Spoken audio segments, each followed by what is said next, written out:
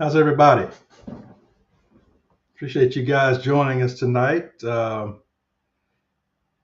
a got a special guest that I'm going to be talking to tonight, and I'm going to go ahead and bring him on in just a second. But this is my first time doing like a live conversation discussion interview type on the channel, and I'm really looking forward to it because I know you can hear my voice, and sometimes my voice might get a little monotonous. But I thought it'd be interesting to start bouncing some ideas off of another person who can again throw them back at me. So that's what we're gonna try to get accomplished tonight. So my guest, if I can bring him up here, is my older brother, Carl Hello, Wilkerson. hello, hello. So before we get started, I just wanted to let everybody know that um, it's been a few years, and I'm pretty much over it now. But when I was young, Carl would be the one I'd be trying to follow, and there's a few times he actually ran off of me, if you could believe me. Tried to get behind the buses. If anybody out there remember the old High Tower Church, I knew if I got around that corner, I was clear. But before Mama called me back and said, "Let this boy go with you." That's right. That's exactly right. Mama had my back. So, but yeah. So Carl is with me. We're going to talk a little bit about some things I think are probably kind of important to all of us, to be honest with you. And so I guess, Carl, I'll go ahead and try to get it started and just kind of open it up by asking you, what do you, what is a regret? What's a financial regret that you have? Before I answer that question, let me say this. Um, Anytime I do these kind of sessions, I can always hear the ghost in the corner in the shadows saying, "Look, you don't tell me how to spend my money. You, I made this money. I spend it any way I want to." And guess what? You are absolutely right. You are absolutely right. It's your money. Anything that's said tonight is only a consideration, something to think about. But you always got that. You don't tell me how to spend my money. Okay, you're absolutely right. Absolutely. Right, right. But to answer your question, now there's always that common one for anybody out there that's done any kind of investing. I'm not going to dwell on. It's always the regret that okay, I put money into something. I wish I could get the money back. So we ain't gonna bottle that one. That one's everybody that has done any significant amount of investing. But I don't know what you might be looking for in this answer. But here's the things that come to my mind. There are some things, some principles about finances, and some methods that my regret is that I didn't know about them sooner. One would be compound interest. I wish compound interest was something that I had known about years ago because we all know compound interest is what grows money. I'm not wealthy, but anybody that's become wealthy outside of getting a shipload of money coming in at one time, compounding has worked in their favor. Now, a lot of people may not know what compound interest is.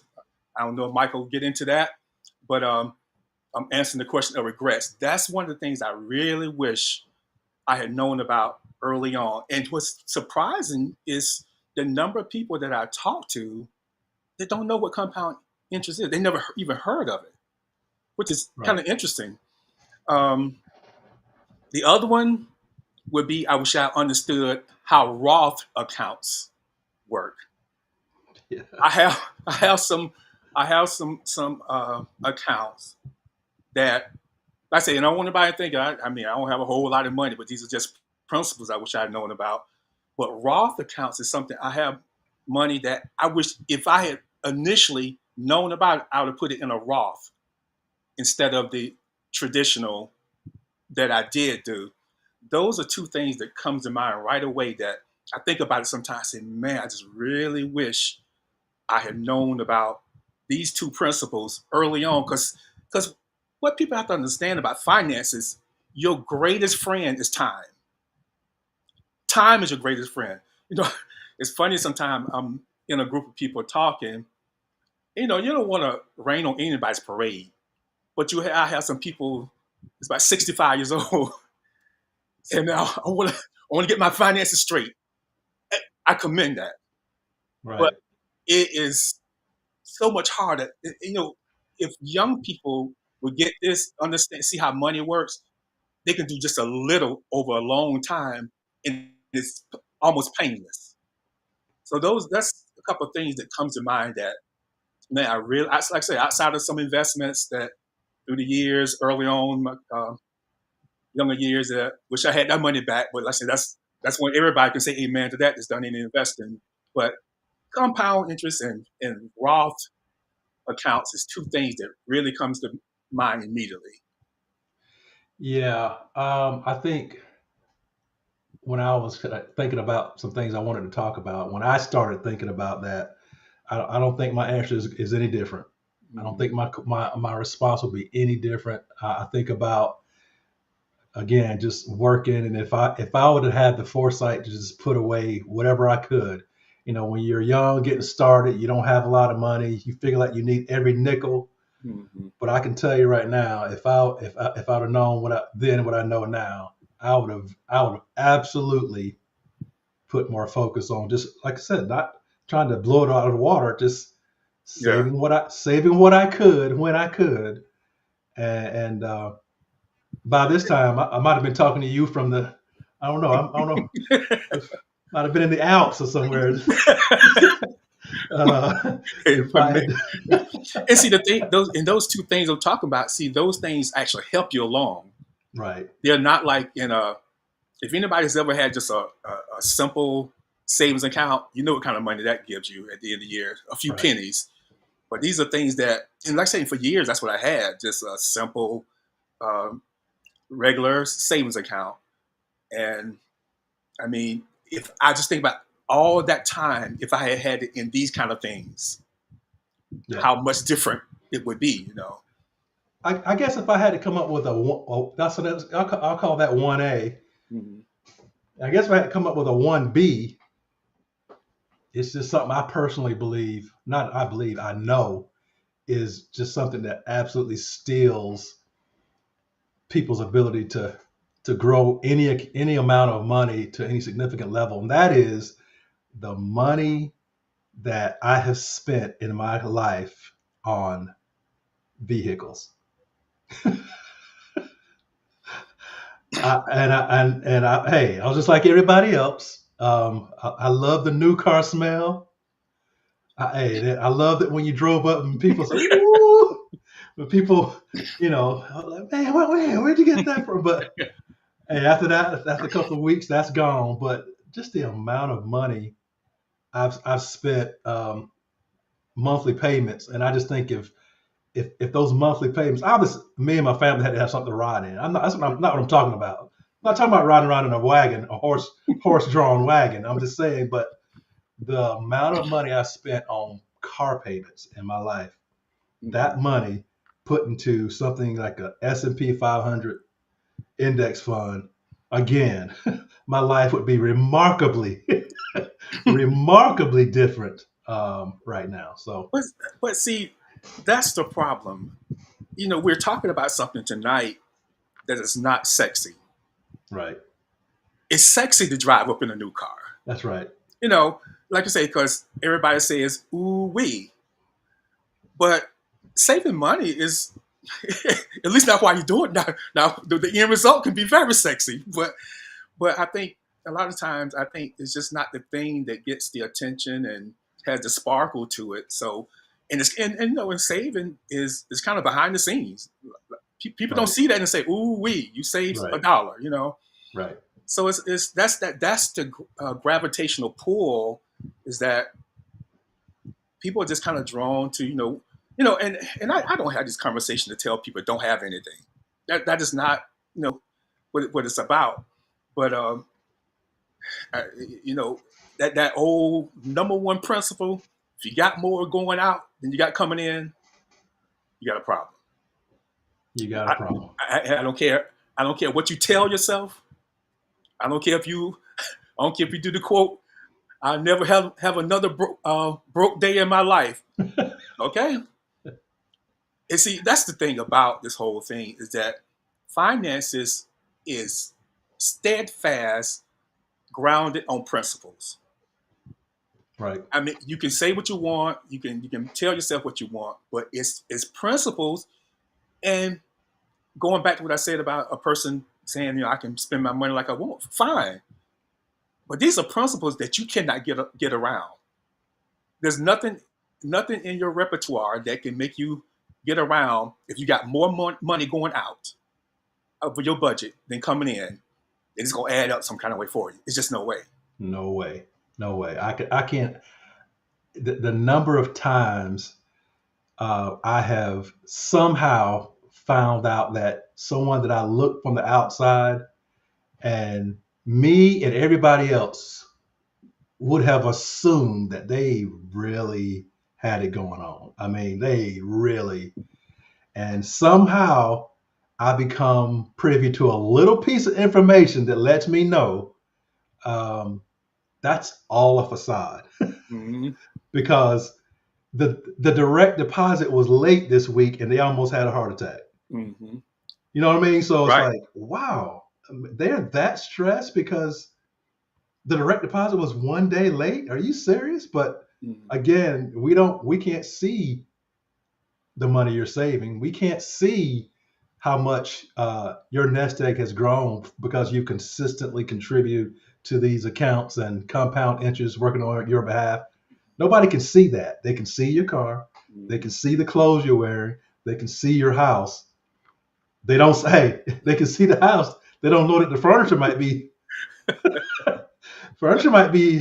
about on the same level as egg crates or whatever the case. But we can see that outside. It can fool you. Not them trying to understand what people are all about, but like Yeah. you said, it's not sexy. It's not something that people can point to.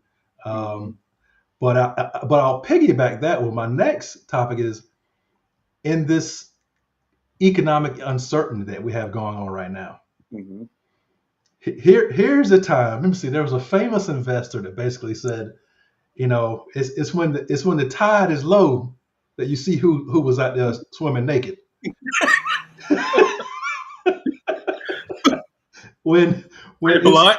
when, when the tide is high, you don't know what a person has on, so to speak, Mm-hmm. figuratively speaking.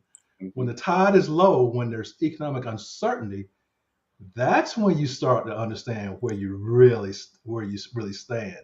Yeah. And in these economic uncertain times right now, um, and there is definitely a lot of uncertainty. It's the people who have done the hard, quiet work over the last few years that I'm not saying they're not free of concern, Right. but they are absolutely free of the level of concern that people have that are leveled, up to their eyebrows in debt. And so these are times right here where all of a sudden the person that wasn't sexy before all of a sudden started to look pretty good. Right. You know, you Right. know. You know something? There's to me on that subject, and this is something that I've been talking about for quite a while now. Keyword ownership. Now that can take a lot of different forms. I think when you don't have any level of ownership, you're more vulnerable than most. Because because if you still paying on things and got things on credit, people can come get it. And when I say ownership, I'm not even limited it to things. I'm thinking about even your money, owning your money. In other words, it's you got because see here's the thing. I think to me, money, your money out of your pocket is I look at it as a team. I think a good balanced financial life is some monies are for play, some money is for work, some money is for investing, some money is for saving, and everything has all your monies have to have a purpose, and you try your best not to let them cross over on the line. But you, even though you want to have some money investing, but you also need to have some money that's really yours. You don't want all your money at risk. You want to have a pot of money that's not vulnerable to the market, and that's why I say I think you need to have money needs to have different roles in your household. Because, like I say, everybody needs some money to play with. You recreation, especially if you got kids, you want.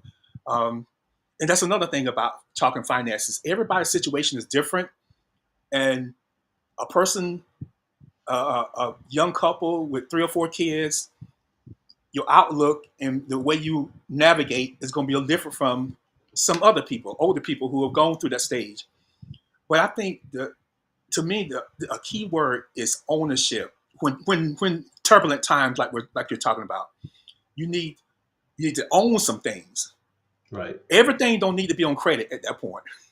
Right. When the market is doing what it's doing now, and every piece of furniture in your house is on a credit card or a finance company or the bootleg man on the tree. I mean, all your money, you need to. To me, when I use the word ownership, it's a little broader than the way we normally would talk about it. And I'm talking about not only owning some of your things, but whether it's your car is already paid for or furniture in your house. I mean, ownership is important when things get volatile like they are, because you never know when things are gonna get cut off or defunded, and if that happens and everything you own is credited, you're in Hmm. a very very bad situation. That's a rough spot to be in for sure. Um, so I just thought about. I sat here every now and then. Me and my family will sit around and talk about just. There was a time in my life where I just went crazy basically. Mm-hmm. When I say I went crazy, I mean I got so serious about where every nickel was going, Mm-hmm. where every dollar was going. It's allocated to this. That's what we use it for. Once this is gone, that's it. I was trying to get myself into a different situation financially. And so Right. we talk about now because I always say when my children hear the word budget now,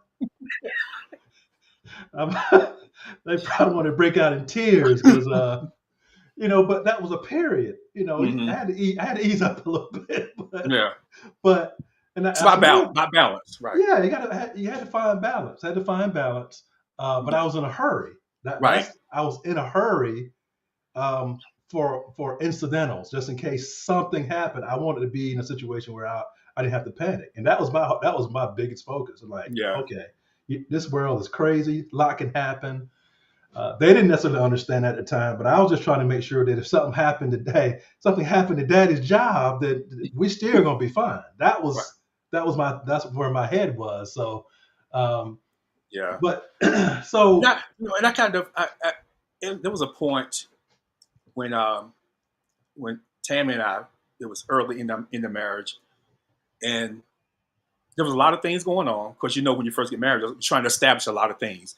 So I got into a situation unfavorably, but not all of it was my fault because, like I say, at that point, just a lot of things going on. You're mhm, trying to establish, trying to find somewhere to live, trying to, just right, children. So, but one day I had to have that epiphany where it came to my mind that because my thing was that okay, I got to pay all these bills, and then I started doing some other thing, and it came to me, I got a family. These bills, these bills gonna take me to the grave, and so I had to find that balance. right, No, I didn't start neglecting the responsibility, but I had to realize that there had to be some lighter times too. mhm, We had to. So I told my family, I said, we going on vacation this summer, and and, and we've been doing it ever since. But like I say, I had to find that because it was some things I was like, man, it'll be years before we don't ever take a vacation. right, So I had to find, but to the point that I had to find that balance. So yep, yeah, I mean, you actually have about 40% of Americans that if an emergency came up all of a sudden, they wouldn't have the money without borrowing it. They would Mm-hmm. not have the money to take care of a $1,000 emergency. $1,000 emergency. For Yeah. about 40% of Americans wouldn't have the money without borrowing it, or to say pay rob Peter to pay Paul. How's it go? Yeah, rob Peter to pay Paul, and part of that, hey, and that borrowing most of the time comes in the form of borrowing it from Visa or Mastercard.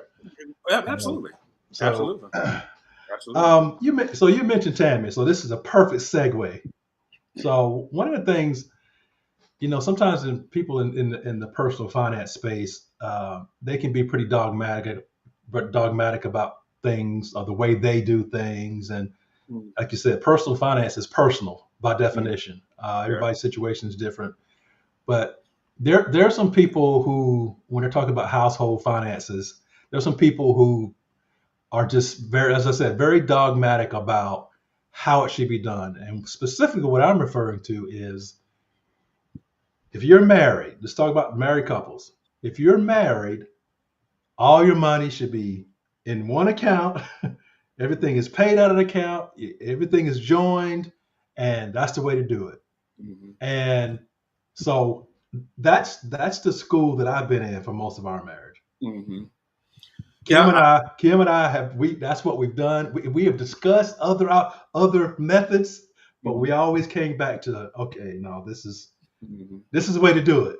Right, But right, I know because I know that you don't do it exactly like we do it. So talk right. about how you and Tammy handle that situation, and it works out fine. So Yeah, one thing about, and I'm well aware of that debate, and like I say, there's some people look at you crazy if you're not pooling all your money.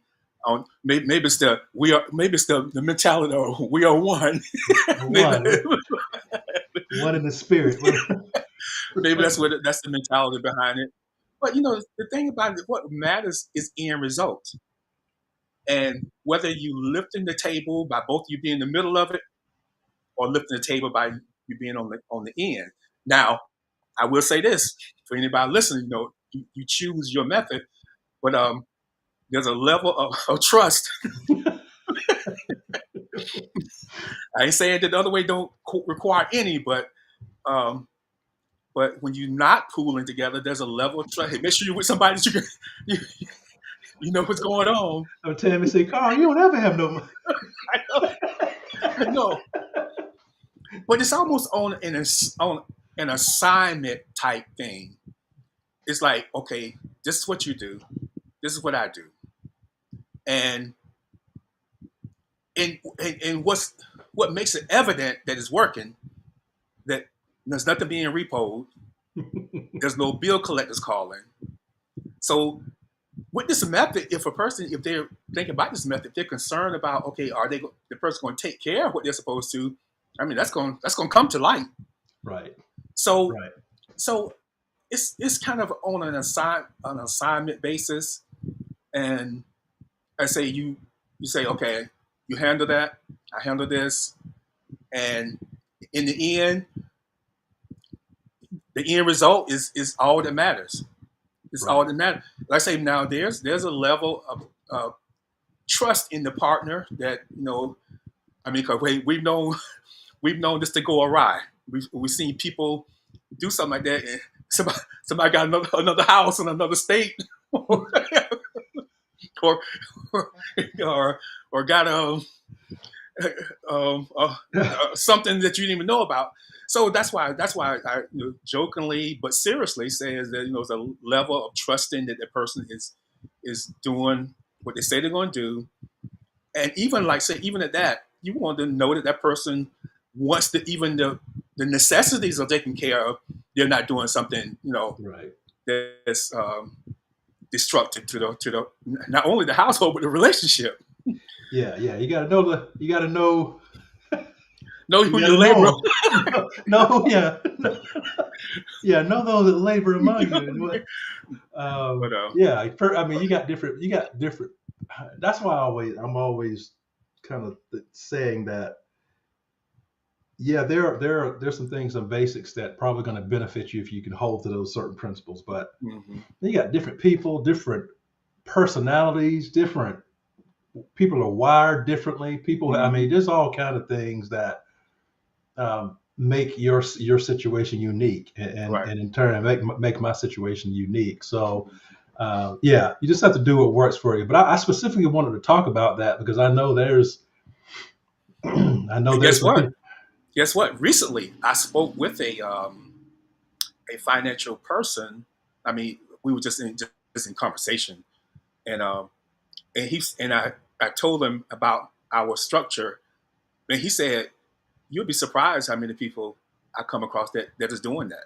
Yeah, yeah, He said you'll be surprised. One time that was kind of like we was in the in the minority, minority, right? and I still may be in the minority, but I think the gap has been closed. He said you'll be surprised because when I was telling him, I was saying he could tell in my voice. I was thinking, this was kind of maybe foreign to what you used to seeing. But he said, nah, he said, you'll be surprised the number of Huh. people that have gone that route. But the other thing, you can't, when it comes to those things and handling that, you can't have somebody they're doing it because I don't want you in my business. That's not Right, what it's about. right. And I want to throw that in because a lot of times that's why people are doing it. Hmm. Almost like, okay, I'm gonna do my thing, you do your thing, I don't want you in my business. That kind of mentality. See, now if you got that, it's not gonna work.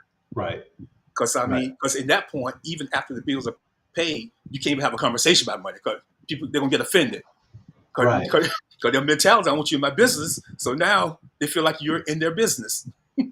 Hey, oh yeah, and speaking of that, another thing that probably give my folks the hives is when I start talking about envelopes too. And I start when I start because hey, we're heavy on them envelopes, boy. Hey, But this is this is for food. This is for this is for clothes right here. This is, something, you triggered something in my mind talking about that, and I don't not that I feel like you were in this situation, but I was thinking about how you talking about how strict you were about the method you were taking at that point. But that also triggers me to talk about how sometimes you run across a person and like, okay, I want to get myself together. I want to get my finances together. I want to, and a person have to realize if you dug the hole very deep, there's a lot of strict things you want to do. right, And see, right, sometimes people start trying to dig themselves out of a hole. They'll look at somebody else and say, well, they're not having to do that. But see, they've already did the tough stuff. right, They've already done. Maybe one day they were where you are now, right. and cut back on a lot of things. Hmm. Because see, it's one of the things. The whole thing about this is you getting yourself to a point where you may be able to splurge sometime. Right. But the deeper you've dug that hole financially, the more you're going to have to put in place to get out. I mean, Exactly. that's just a logical explanation of it. You can't be looking at what somebody else is doing when they've already done the hard stuff. Yeah, you have to keep your head down. Hmm. Keep your head down and not because you know your situation. And if you allow yourself to lift your head up and look around too much, Hmm. if you're one of those people who can't stand to see somebody that's doing something that you probably shouldn't do at the time because you're in a different place, that's what gets us sometimes. Like, man, hey, we're going out.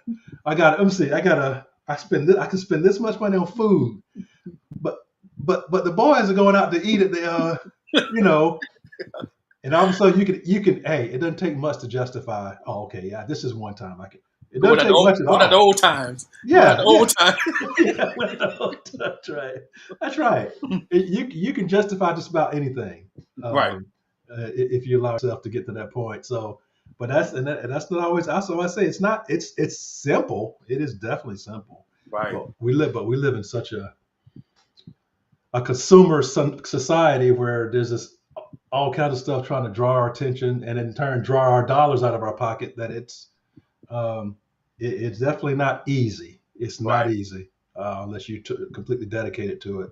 Like I said, you have to Right. find that balance. You definitely have to find that balance to Right. not have life all be all about you Mhm. know start living like a miser. Right. Right.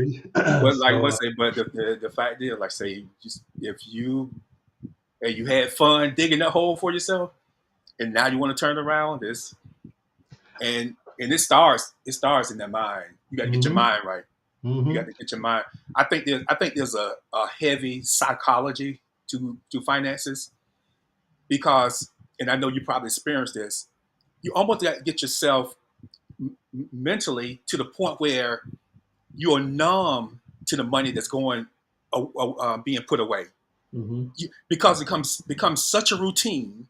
Because I'm gonna tell you, if you get paid weekly, every time you get ready to put a little money to the side, you like gazing at it, and but you got to get yourself. And I got to this point where you do it over time, that money goes away. You don't feel it anymore. It's Mm-hmm. just going to where it's supposed to go, over to an account or whatever where you're putting it.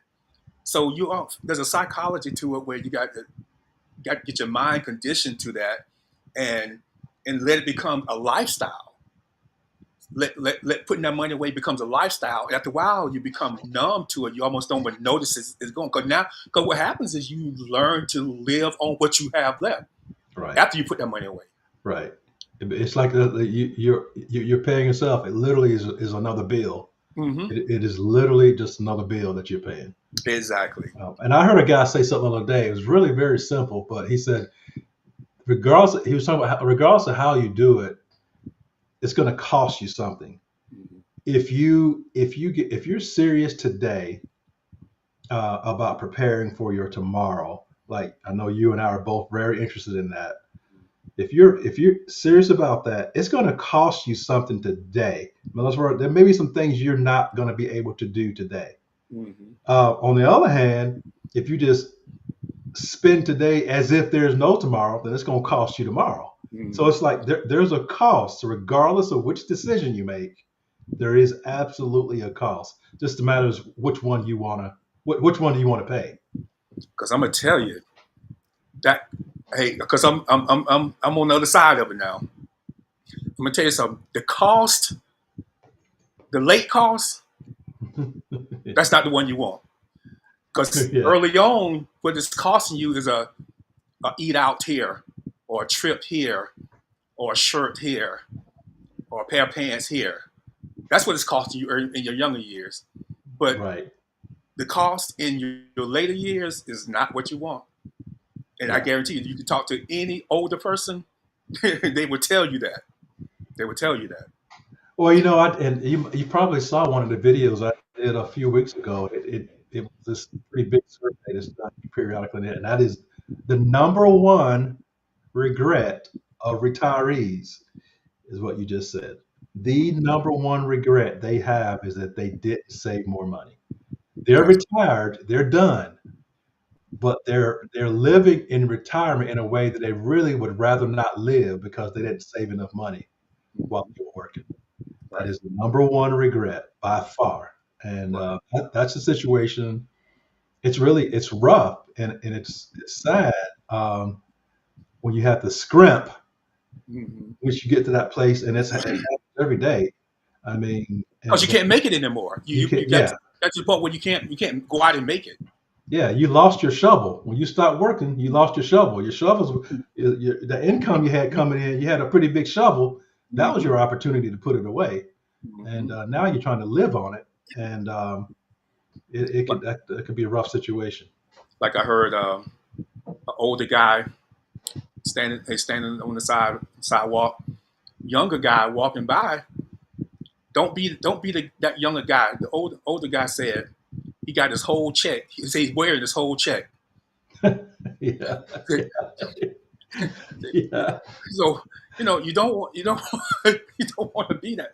You don't want to be that person because, like I say, one day you'll start slowing down, hmm and it's a different world from the um, contributing to an account to the distribution part later on You're when right. you're pulling it out now. So it's a big difference. Yeah, that you talk about the psychology. That there's done a lot of reading on that once people get to the retirement age, and I forgot the numbers now, but it's a large percentage of people who retire wound up dying with more money they had they end up dying with more money that they had the day they retired because they Mm-hmm. were so afraid to spend it. It's a different mentality, Mm-hmm. and they are literally afraid to spend money because they don't want to run out of money.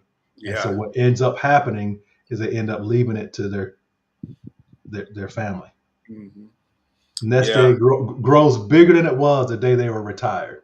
Um, Yeah. That's one of the big two, taxes in retirement, and the other one is longevity.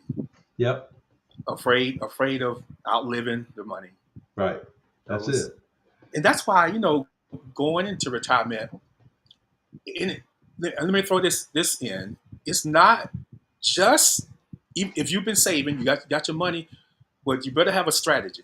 You better go in retirement with a strategy because it can help out a lot in minimizing like how much money Uncle Sam takes from you, and it can you can level put a little equality in there where I say you don't spend it all up in your first 5 years of retirement and Mm-hmm. then don't have any money the rest of the way. Mm-hmm. So strategizing is which is something that I'm keeping an eye on, trying to come up with strategies, um, just ways to make retirement as good as I can at least.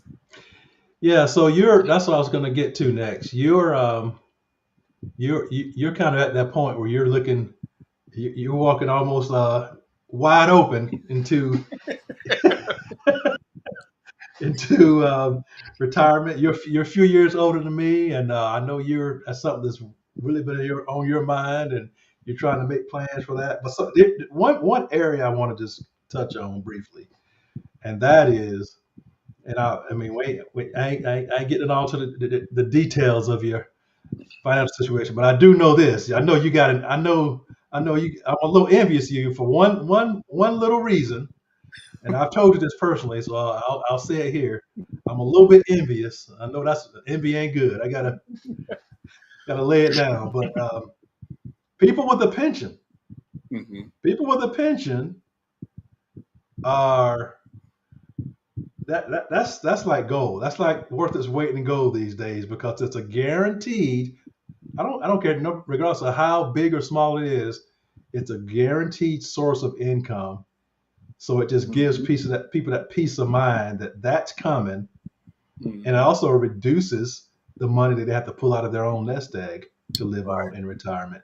right. So those fixed incomes, I guess the main ones you think about are Social Security and if you have a pension, those are the two big ones. Hmm. But when a lot of people are in a situation. If a person is in this situation, boy, they are sitting pretty. If a Hmm. person is in a situation where their Social Security and their pension can cover their 90% of their fixed income expenses every month.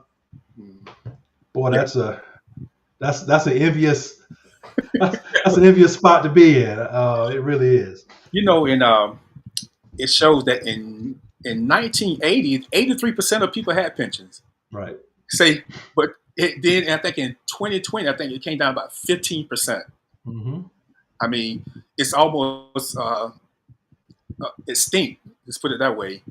Um, but yeah, those are things that I say I'm blessed, to have those situations.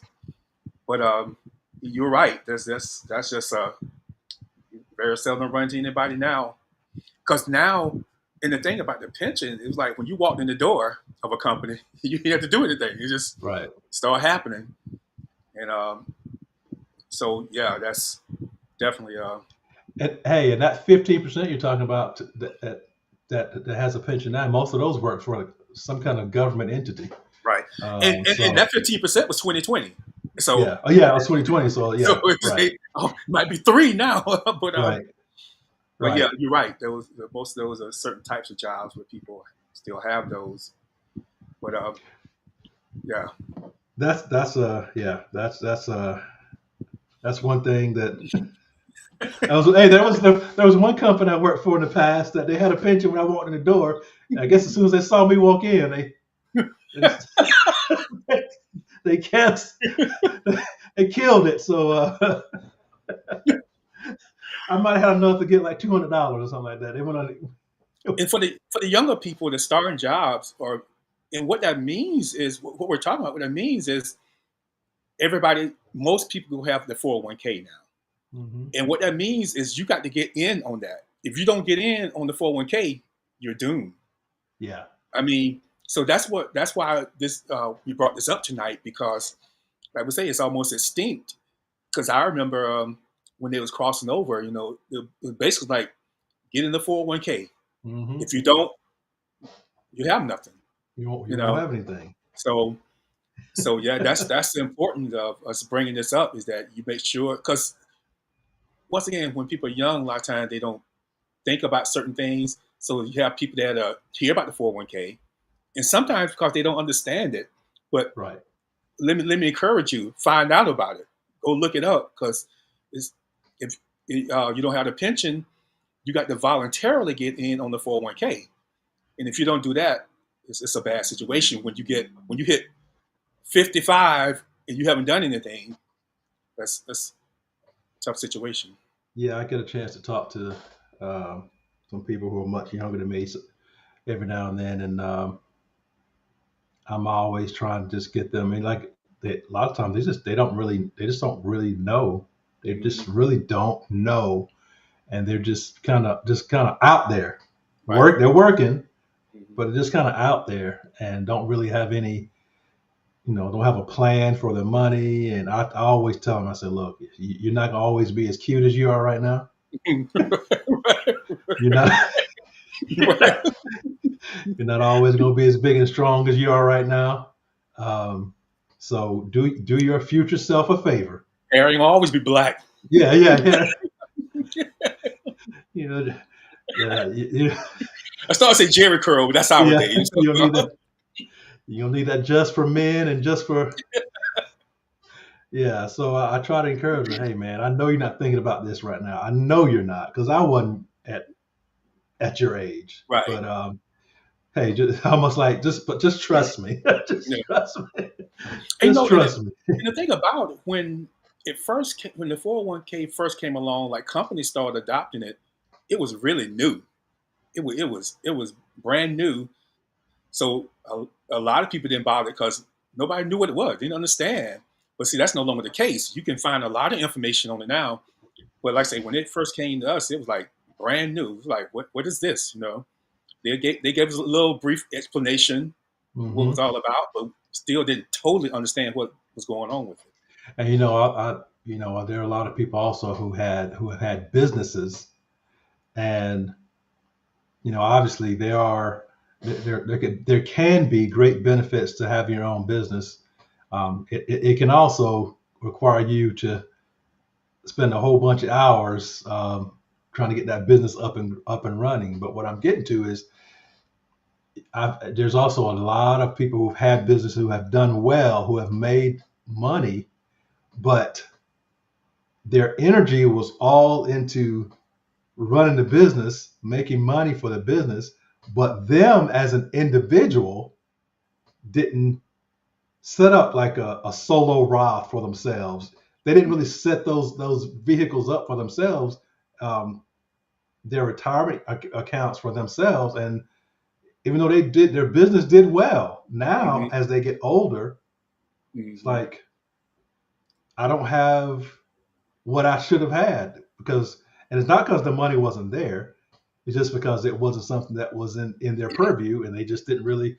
So I guess maybe they assumed the business was always going to generate income, Right. which we know that's not true either. So that's one of the dangers I've seen with people, small business owners, that they get to a certain point in their business, in the maturity of their business, and them as an individual haven't set aside resources for their retirement years. Hmm. Yeah. Uh, Yeah, you have those people who basically make a dollar, spend a dollar, and I say that looks really good. Like especially a young person starting a business, it's like I'm bringing this money in. Now I'm gonna make sure the community know that I'm doing well. So right. start doing things that going back to the subject we was talking about earlier. Start doing a lot of things for everybody to say, "Oh, your business is successful. It's successful." But but you're right. It's just I'm gonna tell you another group of people that I think about sometime, and maybe some of them hear this because I'm in the fold of musicians, but Oh sometimes you yeah. have musicians who are doing it full time, and sometimes I be wanting to talk to them, ask them, are you taking care of your when those vocal cords or those fingers are not doing this anymore? You can't Hmm. get them to move like this. And like I say, I guess I think about it because I'm a musician, but I think about that group of people sometimes that are doing it full time. Right. That's their sole income, and sometimes just wonder are they taken care of, hey, after 60? Right. You know, Right. so Yeah, I saw this video when you said that. It made me think about it. It was Fred Hammond talking about there. He would think he was playing an old recording from commission, and he talking about how he was able to sing back then, like his range. mhm, And he's like, today I couldn't do that song in that key. 'Cause, I mean, mhm. hey, perfect. Hey, I got a few more years on me, and I can't quite pull it off like I could back then. So, yeah, those people, I'll say, even expand the group even more. People who are artists, period, whether they're musicians, singers, whether they're painters, whatever they are, Mhm. is to make sure those guys are. Hey, and hey, the infamous one, even athletes, which everybody knows. That's Oh been a yeah, topic of a lot of conversations. The athletes who make a lot of money and I guess like as I said, assume that that money is just going to continue always, and it doesn't. It doesn't. when you mention Fred Hammond as an example, I can imagine some people be saying, "No, he's not going because he made a lot of money. That's fine. You don't have to worry about that." But what you segue into is that see that's what make a principle a principle. Right. Right. It applies to everybody. Applies to Maybe everybody. maybe on different scales, but those financial principles are you can't move them. Hmm. There's nothing you can do when they're what they are, and to the point you're making. I mean, we've seen people make millions of dollars and end up in a bad situation. Right. So it's not about how much money you're making. You still need financial literacy on all levels. Whether you're making 30,000 a year or 130,000 a year, Yep. you need these principles. Lot of rich people. A lot of rich Mm, people had zero financial literacy, and the end result shows it. I yeah. mean, we could go down the list of people who were big time artists Hmm. um, in the music industry, and then I mean a simple thing pass away, and all of a sudden you realize, man, they had to take up money to bury them. You Exactly. know, and Hmm. like whoa, you never see that kind of stuff come. It always catches me off guard, but after Nicholas it's happened, Cage. Nicholas Cage yeah, had to go back to work. right, Al right, Pacino, Hugh Grant, yeah, they had to go back to work. had to go back to work. Yeah, the video I did about Jim Carrey having to go back to work because he was supposed to be retired, and And like Jim wow, Jim just came out straight with it. He said they was asking why he came back and did that other movie. He said because I needed money. I needed money. Now, you would think all the money because he had a lot of big hit Big movies. hits, right? Um, Big hits. you would think so. The principles we started this whole thing talking about principles, financial principles. They're not going anywhere. They're not going anywhere. They're not I mean, going anywhere. I don't care how many affirmations you make. They're not going anywhere. I mean, you can run down as fast as you want to and put the money in the basket if it Hmm. Right. at church and expecting a financial blessing. You got to put your mind to work and Absolutely. and have some discipline to Hmm. make it work for you. So yeah, there are a lot of people tell you things you got to do, but I haven't found anything that works better than just. I'll just say this: I haven't found anything that kind of works better than those very simple things that are laid out for us in the Bible about Oh how yeah, we should be handling our money. yeah. You know, So that's the thing about talking about finances from the beginning. We didn't have time to do that on this session, but I always feel the need to almost deconstruct before I even start constructing because of the way people think about things. Mm-hmm. Sometimes somebody asking me about the positive affirmations that people make. Dude, I think so. And see, the problem I have with the positive affirmation is people thinking that's what's doing it. Mm-hmm. Finances is an action thing. But see, they're thinking is if I repeat it enough time, the stars and the moon and the sun align in a way that it drops in my lap. Right. That's what they mean by it. Now, am I against positive affirmation? No. But you know what the affirmation does? It motivates you into action. Right. It's not the affirmation that's making it happen. And to make that point out, here's one question you can ask yourself: if I speak the positive affirmations and don't do the work, will I get anywhere? Or if I do the work and never recite an affirmation, which one you think is? So I mean, you can have positive affirmations and don't put the work in. But like I say, I'm not. I know some people out there look at me crazy because we're into that real big now. Mm-hmm. But try the positive affirmation and don't put in the work and Right. see what happens. Right.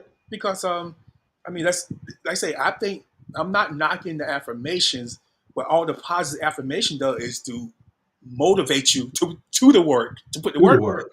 in. Exactly. Exactly. It don't align the universe and make it happen. Because we talk about these vibrations. You can whatever you speak, you send out these vibrations out. I mean, to each his own. But let's just try that and don't put the work in. Just see, get back with me. Yeah. Right. Right. So we before I got done, I wanted as I mentioned to you a second ago about I know you're kind of in that preparation stage and really at the door of retiring.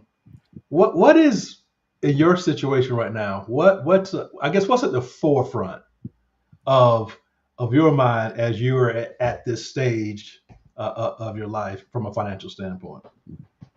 If you had asked me this question maybe a couple of weeks ago, I probably would have given you a different first answer. But given the climate we're in, what's foremost, as a matter of fact, I've been doing some financial stuff today and yesterday. It's protecting what I put away. Hmm. That's because of the shift in the climate of the market and the circumstances. What came to the top was let me make sure because I had things like strategies because that before now I was working a lot on strategies Hmm. how I wanted to navigate this whole transition. I had things about like prioritizing things what I want to minimizing taxes. Here's one that many people may not find that glamorous: is making sure all beneficiaries are all benefit documents Right. are in place. Right. Um, Right. but and what I mentioned earlier is trying to own things, like because I did a whole explanation on that whole thing. But what has taken priority right now is just getting because all of this would do be no good if my money dries up. Hmm. If things go belly up, none, none of these other things, if I prioritize them, would matter anymore. Right. So to answer your question is, as of late, just shifting shifting with the market, Hmm. doing some things to just make sure that I say because once again we mentioned about everybody's situation is different. Now, if you're a young person, you probably hey don't even need to worry about it as much because you're still contributing. You got time. But Hmm. anybody that's listening and would attest to the fact that, but if you are at the doorstep, like you say, you have to think differently. You got to try to preserve some things. So that's kind of like as of late been something that I've been making sure I put things in a safe place, relatively safe at least, and and make sure make sure I got something to work with. Yeah. There's a gentleman named Bill Bernstein who's I think he's like some kind of physicist or some kind of doctor. I don't remember for sure, but he became a financial advisor, and he's done a lot of writing, written several books. And one of his famous sayings is basically once when you've won the game, stop playing. In other words, once you get to a certain age, your number one goal at that point is no longer growth. Mm. Your goal is preservation. Preservation, exactly. And Yeah, so that's like, that's what I've been doing. yeah, yeah. You want to make sure that what you have, that you hold on to it. And yeah, different stage, like you said, you get a person just starting out. You could care less at this point, Right, right. what's going on. But as you get to the point where you are right now, it's no longer about trying to maximize your growth and A portfolio full of stocks. so yeah, you need some things that to balance that thing out. So even if you do lose it, and that's what I just throw this out there because I've done a couple of things, talked about this a couple of times. That's basically that's one of the things, one of the reasons you have things like bonds in your portfolio at a Mhm, certain mix. mhm. So even if you do lose some of it, the bonds break the fall. Yeah. So you don't lose as much as you otherwise would have. And hey, I've definitely bumped up my bond mix over the last few months, and I'm like I said, I'm not where you are, but Mhm, it's a sliding scale. As you get closer, mhm. you Right. uh, start being a lot more conservative in your portfolio. Yeah, Uh, and this also takes me back to what I this kind of gives more light to what I mentioned earlier about ownership in spilling even over into money. See, one thing about when you have money in accounts that's not sensitive to the market, see those things can help out. Like say, even if you lose some here, you're not hmm losing everything. hmm That's why I was mentioning about you got to let your money be a team and some play different roles. So, because that brings peace of mind. With like I say, Right, even if you got money attached to the market, if you're thinking, oh man, what's going to happen with it? At least you're thinking about, okay, this gonna be the whole ship go down if this goes right, down. So absolutely, absolutely. Well, man, this has been fun. This has been a lot of fun. We may have to do one or two more of these in the very near future.